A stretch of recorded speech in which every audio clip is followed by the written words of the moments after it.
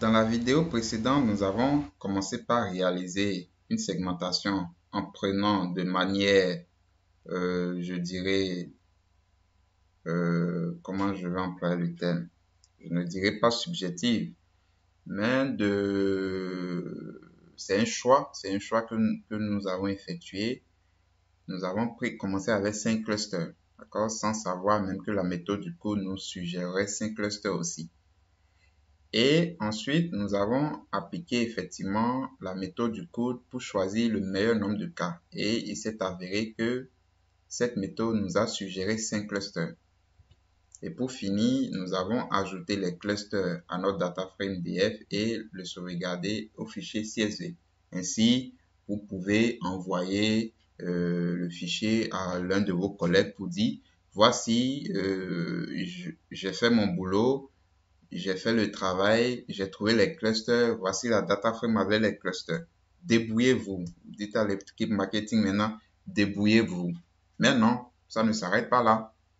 Votre travail en tant que data scientist ne s'arrête pas à trouver des clusters et point barre, point final. Non. Il faut maintenant pouvoir interpréter les résultats. Ça, c'est aussi votre rôle. C'est aussi le rôle du data scientist de pouvoir interpréter ce qu'il fait et de pouvoir se rapprocher des experts métiers pour confondre les résultats de ces analyses à la réalité au fil, en tout cas, au fil de leur expertise. D'accord? Parce que lui n'est pas un marketeur, n'est pas un commercial. Et c'est ce que nous allons faire. Nous allons commencer un début d'interprétation. Donc, on va réimporter le fichier de données. Oui, CSC. Donc, voilà.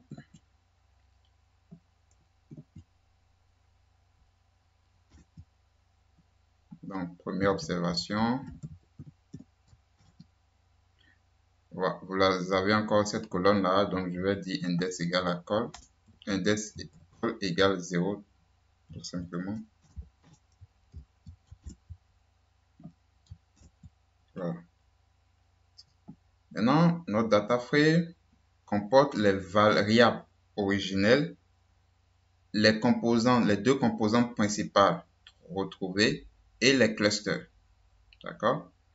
Je vais vous montrer qu'effectivement, on a 5 groupes distincts.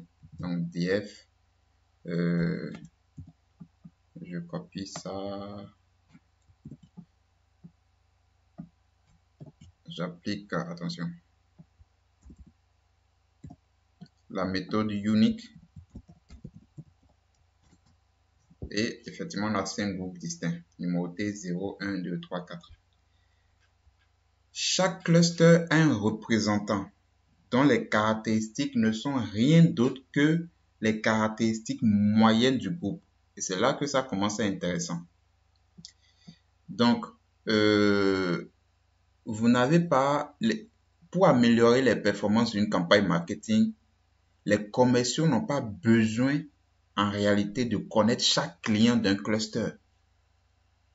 Donc, si votre entreprise n'a que 10 clients, ok, vous pouvez vous amuser à les connaître individuellement, chacun de ces 10 clients. Mais si vous vous retrouvez avec une société qui a 10 millions de clients, eh ben, connaître individuellement chacun de ces 10 millions de clients relève de l'ordre de l'impossible. Relève de l'impossible. C'est impossible. Donc, mais ce qu'il suffit de connaître, c'est les caractéristiques du centroïde de chaque cluster, donc du représentant d'un cluster. Parce que le clustering, c'est quoi? Regrouper les individus de caractéristiques similaires en un groupe. Et les clusters sont distincts les uns par rapport aux autres. Et à l'intérieur d'un cluster, toutes les personnes se ressemblent, ou du moins, elles ont pratiquement les mêmes caractéristiques. Et donc, si vous arrivez à connaître les caractéristiques du représentant, ça sous-entend que vous connaissez les caractéristiques de tous les membres de ce cluster. Et c'est ce représentant qu'on appelle centroïde. Et lui, ses caractéristiques ne sont rien d'autre que les caractéristiques moyennes du groupe. Et c'est ce que nous allons faire. Nous allons ressortir les caractéristiques moyennes, donc en faisant df group by on va grouper selon la variable indiquant le cluster. Donc, cette variable, donc, raison pour laquelle je l'avais ajoutée dans la data frame. Et on va dire maintenant, prends-nous les variables qui sont dans la liste feature. Si vous vous rappelez, la liste feature avait les noms des variables originelles. D'accord? Les variables originelles. Donc, tu nous prends cette liste-là et tu appliques la moyenne aux variables. Et voilà. Vous avez ce joli tableau-là. Pour chacun des clusters, vous avez les caractéristiques du centroïde, donc les attributs du centroïde. Donc, fraîche, c'est temps, mix, c'est temps, grosserie, c'est temps, tout ça. Et donc, si vous remettez ce résultat-là au groupe marketing, eux sauront que, le groupe 0, voilà, voici en moyenne ce qui paye comme mix et lait. Voilà, je sais pas. D'accord? Donc, eux pourront interpréter le résultat. Et vous pouvez aussi intégrer les variables qualitatives, channel et region. Vous pouvez les intégrer, c'est possible. Donc, vous allez grouper.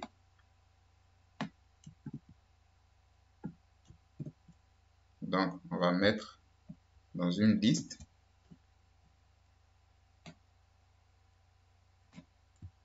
des clusters la variable channel et la variable région.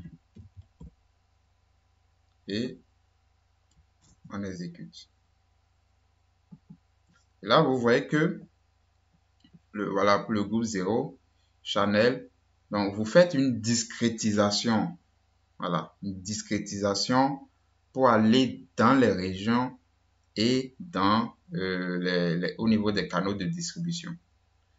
Donc, voilà, vous avez pour le retail, la région, tant vous avez les caractéristiques. Et ça, l'équipe marketing peut utiliser ce genre de tableau-là pour concevoir sa campagne marketing de manière à ce qu'elle soit vraiment performante. Et là, ils ont une idée des choses. Ils pourront vraiment allouer convenablement les ressources marketing, les ressources. Parce que le nerf de la guerre, c'est l'argent. Donc, il ne faut pas en gaspiller. Et on peut faire une discrétisation, par exemple, pour la région seule. On va voir ce que ça donne. Regardez, je crée une cellule de code là. Tac. Je vais enlever Channel d'abord. Je vais juste faire. Voilà. Vous avez, attention, les clusters, la région, donc groupe 0, donc Lisbonne, les canaux de distribution Lisbonne, tout ça. Voilà, nous sommes au thème de cette formation, en tout cas de la réalisation des 5 tâches de cette formation. Nous avons appris énormément de choses. Dans la conclusion, nous allons faire un récapitulatif de tout ce que nous avons appris et je vais vous montrer comment vous pouvez continuer votre apprentissage des techniques de machine learning.